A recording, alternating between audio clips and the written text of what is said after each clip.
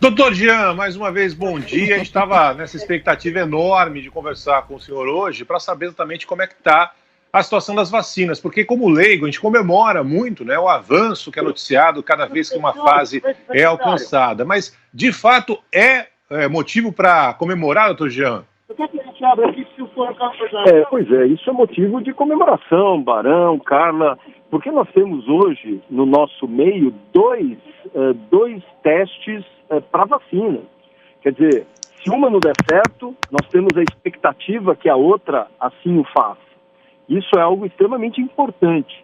São duas vacinas de origem muito boa, de empresas muito conceituadas, que já estão numa fase 3, portanto, já passaram numa fase de avaliação de riscos de segurança e, com isso, nós passamos a ter uma tranquilidade de que nesse momento em que nós temos esse estudo de avaliação de quanto a eficácia dessas vacinas no que tange a produção de anticorpos, da quantidade de anticorpos que serão produzidas de forma efetiva e mais, produzir anticorpos, esses anticorpos estarem mantidos, evitando dessa forma que nós tenhamos uma vacina que, por exemplo, produz anticorpos e eles logo se percam na evolução. Doutor, Então, existe vai lá, Carlinha, vai lá. uma dúvida com relação aos profissionais de saúde. Por que esses profissionais eles estão à frente, né, na fila?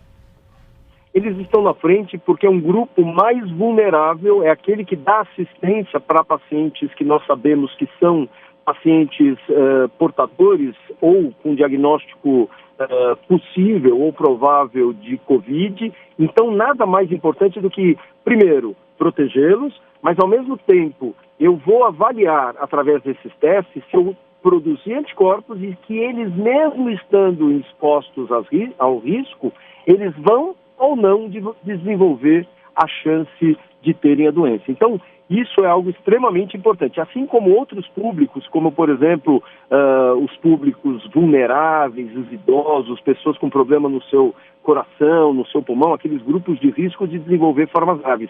Essa sim é a estratégia, essa sim é a preocupação maior no que tange a gente escolher esses grupos para poder avaliar qual seria a resposta real dessas vacinas para a população. Doutor Jean, só queria entender uma coisa. A gente fala do avanço da vacina ou das vacinas, essas fases. A partir de agora, vai começar a fase 3, algumas já começaram, inclusive, a tal da fase 3. Pode dar tudo errado. Essas vacinas que estão sendo aprovadas em fases anteriores, agora pode dar, sei lá, um problema, identificar que não é possível que a vacina seja disponibilizada para todo mundo. Isso pode acontecer? O que influencia nessa reta final para o sucesso ou para o fracasso dessa vacina?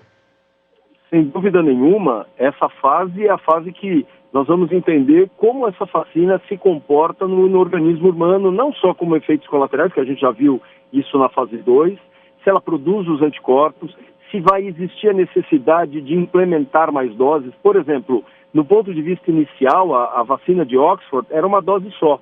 Eles já perceberam que o ideal é se fazer 2 doses, ou seja, fazendo uma dose de reforço. A dose da Sinovac, a chinesa, ela já tem, a princípio, 2 doses. Talvez sejam necessárias 3, a gente não sabe.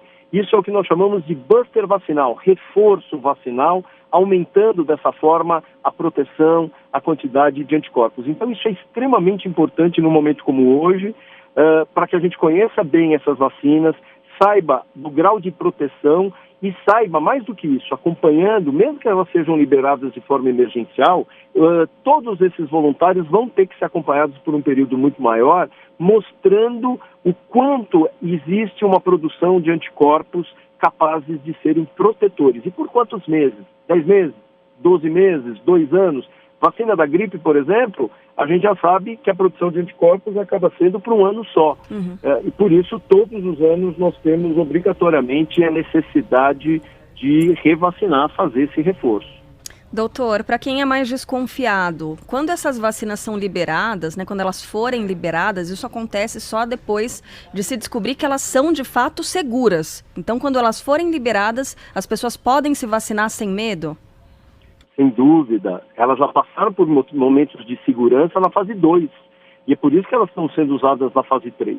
E, para se ter uma ideia, mais de 1 milhão de voluntários na Sinovac, a vacina chinesa, aqui no estado de São Paulo, foram recrutados como voluntários. Quer dizer, se candidataram para as 9 mil vagas de voluntariado para tomar a vacina, sabendo que é uma vacina absolutamente segura.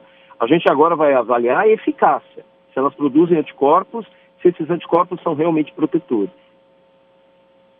Os vírus, como o senhor falou, já explicou para a gente, eles mudam muito rápido no caso do coronavírus. Você estava explicando sobre a vacina da gripe, por exemplo, que a cada ano tem que tomar uma nova dose. Dá para prever, doutor Jansen, eu falava de meses, é possível se tomar uma vacina hoje, daqui a 2, 3 meses, ou até antes disso, tomar uma nova dose por causa da mutação desses vírus? Então, eu não pensaria na mutação. A gente tem que ver se essas vacinas elas se propõem a permanecer um período mais prolongado. Se eu tomo uma vacina, eu não posso ter que retomar uma vacina daqui a 2 meses. Mostra que ela não é efetiva. Aí a gente vai ter que estudar melhor qual é a composição, de repente juntar as duas vacinas, avaliando toda uma questão comercial, mas eu acho que cada uma delas começa uma nova fase. Agora, o que ganha nos 2 acordos, seja do governo do Estado de São Paulo, seja pelo governo federal, das vacinas, tanto a chinesa quanto a de Oxford, é que vão ser feitas as transferências de tecnologia. À medida que existe a transferência de tecnologia, existe a possibilidade de nós produzirmos aqui no Brasil, seja no Butantan ou na Fiocruz, milhões de doses de vacina. O que quer dizer que no ano que vem a gente vai produzir vacinas e se eu precisar revacinar, como possivelmente haja necessidade, nós vamos produzir. Se tiver, por exemplo, uma variante, uma mutação de um vírus, ele também vai ser acoplado, como acontece na produção de vacinas de gripe. Sempre existe um vírus diferente que acaba sendo incorporado à vacina. Na vacina do SUS, nós temos 3 vírus incluídos. São 2 do H1N1, da influenza A, e 1 do influenza B. Então, mostrando que dá para a gente juntar novos vírus, mesmo aqueles mutantes, e garantir a proteção da população. Mas, por enquanto, nós estamos iniciando. Hoje, o governo do Estado de São Paulo inicia o primeiro voluntário da vacina e que vai ser acompanhado lá no HC. Doutora, a vacina produzida aqui no Brasil, ela vai ser usada em brasileiros. Ela pode ser exportada também? E outros países também estão nesse processo? Sem dúvida, nesse momento, o protocolo de pesquisa é aqui no Brasil, a distribuição tem prioridade pelo Brasil através do Sistema Único de Saúde, seja uma, seja outra, capilarizando, fazendo com que aquele indivíduo que more lá nos rincões do país também tenha oportunidade de estando protegido. Isso é algo muito importante. Então, é capaz que à medida que houver uma produção maior de frascos, que a população brasileira primariamente contemplada, aí sim existe a possibilidade, inclusive, de exportar, sem dúvida nenhuma.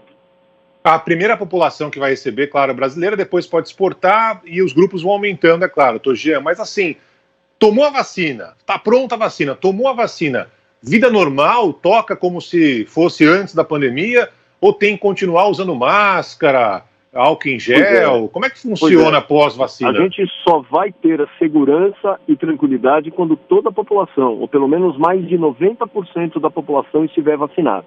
Aí a gente volta ao nosso normal. Por enquanto, todas aquelas regras de distanciamento, uso de máscara, higienização das mãos com álcool gel se faz de forma fundamental. Doutor? Mesmo pós-vacina, mesmo depois de tomar a vacina? Se 90% da população tiver tomado a vacina, imunizada, aí voltamos ao nosso normal. Podemos tirar a vacina. Eu tenho a máscara. Mas eu tenho a certeza que as pessoas elas vão adquiriram hábitos que vão se perpetuar. A higienização das mãos, dos alimentos, o distanciamento entre as pessoas. A gente vai escolher menos ou mais quem são as pessoas que a gente realmente vai abraçar, beijar. Isso vai ser muito bom, com certeza. Né, para tossir ou espirrar, usar o antebraço, não usar a mão mais, é verdade. Não tenha dúvida que as coisas serão bem diferentes, isso eu não tenho dúvida. Ô, doutor, mas o senhor falou em um índice altíssimo, né? Mais de 90% da população vacinada. É um ano tão maluco que a gente tem visto polarização para os assuntos mais aleatórios, né?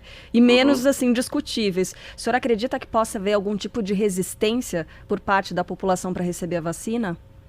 Eu acredito que mesmo aqueles grupos que eram anti-vacina estão perguntando quando que vai sair a vacina.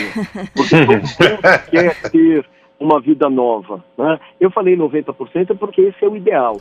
Quando a gente fala de imunidade de rebanho, 60%, 70% é o suficiente para a gente ficar mais tranquilo. Mas 90% é o ideal. A gente vê a proteção do sarampo tem que ser 95%.